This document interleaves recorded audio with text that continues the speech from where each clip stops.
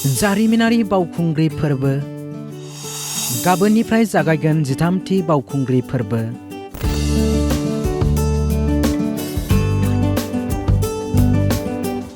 बावखुंग्रि हाजो गाखोयोब्ला मा मुलाम्फा जायो?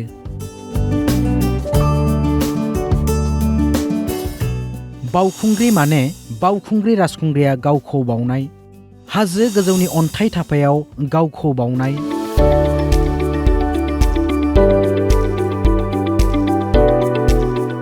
बावखुंग्रि राजखुंग्रिनि बावनायखौ फोजाखांनो थाखाय आरो राजखुंग्रिखौ मोनफिननो थाखाय बे गोथार हाजोखौ गाखोनाय जायो। दल दामै दामै राजखुंग्रिखौ फोजाखांनो थाखाय बयबो रंजायो। बावखुंग्रि माने गावखौ राजखुंग्रिया बावनाय, हाजो गोजौआव अन्थाइ थाफायाव गावखौनो बावनाय। बे बावनायखौ फोजाखांनो थाखाय जोंनि बर' जाथि आरो बिभिन्न जाथिया बावहाय राजखुंग्रिखौ मोनफिननो थाखाय बयबो हाजो गाखोयो। बैसागुनि संक्रान्तिनि सानखालि गोथार हाजो गाखोनो रोजा रोजा रायजोफोरा ओंखारबोयो। खाम, सिफुं, जथा, सेरजा बायदि दामनानै गोथार हाजो गाखोनाय जायो। हाजोआव रायजोफ्रा फुजा आर'ज खालामो।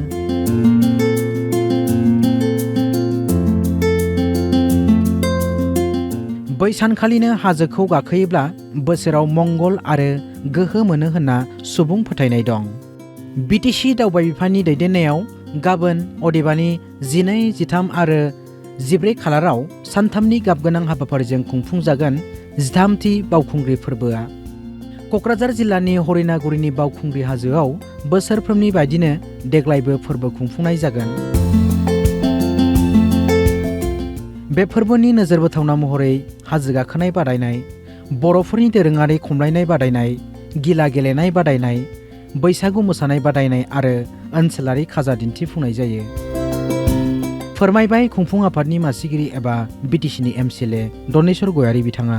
बे सानथामाव जोंहा गिला गेलेनाय, खमलायनाय, दंफां बुखुनाय आरो बैसागु मोसानायनि थाखाय जोङो बयखौबो ज' जानो थाखाय थिनदों आरो माखासे जोंनि जानाय लोंनाय इन्डिजिनियास फुड बेखौ जोङो बयखौबो खालामनो थाखाय थिनदों।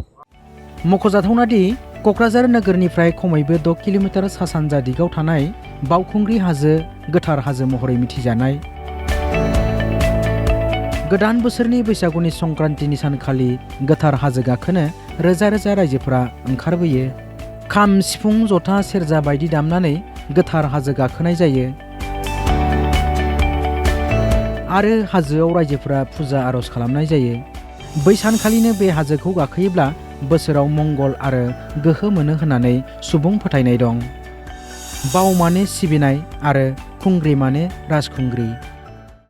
दाउखा राजा होननाय दंमोन, बेनि फिसाज्लाजों हाबा जानो गोनांमोन आरो हाबा जानो गोनाङाव दुर्भाग्यजनक गुबुन मानसिजों मोजां मोनलायलायनाय राजखुंग्रिया गावखौनो माने जेबो हेंथा होआबालानो गावखौनो बावो आरो बे बावनानै थैनायखौ गावखौनो बावनायखौनो बावखुंग्रि होननानै जों मिथिनो मोनो आरो बे अन्थाइ थाफायाव बयबो गोजौआव थानानै बयबो बावो आरो राजखुंग्रिखौ मोनफिननो थाखाय बयबो हास्थायो। बावखुंग्रि मुंनि सासे राजखुंग्रिया गावनि गोसो थोनायखौ मोननो थाखाय फुजा आर'ज खालामना बे हाजोआव गावनि जिउखौ दान होदोंमोन होनना गोदो गोदायनिफ्राय सुबुं फोथायनाय दं। बे सुबुं फोथायनाय बायदियै रोजा रोजा सुबुं बावखुंग्रि हाजो गाखोनो फैयो संक्रान्तिनि सानखालि।